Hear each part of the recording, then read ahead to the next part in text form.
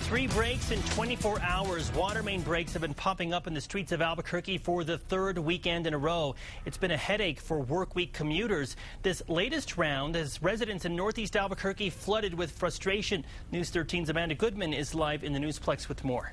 Well, Tim, the older the city's water system gets, the more breaks we see. But knowing that doesn't make it any easier when a wall of water comes crashing through your yard.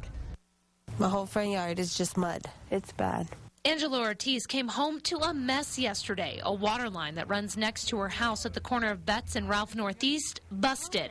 The water was so plentiful and powerful it flooded her front yard, backyard, and even a part of her garage. It is a little frustrating that something like this happened. This break was just the first of 3 that sprung up over the last 24 hours. The other 2 also happened in northeast Albuquerque, one in Morningside and Claremont, and another in the 7300 block of Arroyo del Oso. To have 3 or more in one day is a little bit unusual, but certainly not beyond the pale. David Morris with the Water Authority says it's most likely the city's old steel pipes that are to blame for the busted lines. This time around, the breaks didn't cause any major traffic issues.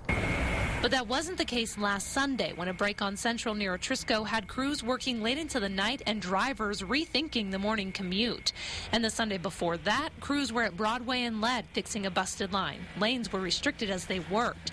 Morris says, unfortunately, it's just part of life in a city with aging infrastructure. On a given day, we have a 95% probability of seeing a line break of some sort. Which means scenes like this will continue to play out citywide for the foreseeable future. A not-so-welcome thought for Ortiz, who says there have been 3 over the last year just in her neighborhood. I'm going to give them time until they're done, and if nothing is fixed, I will go to the supervisors because I'm not fixing something they did.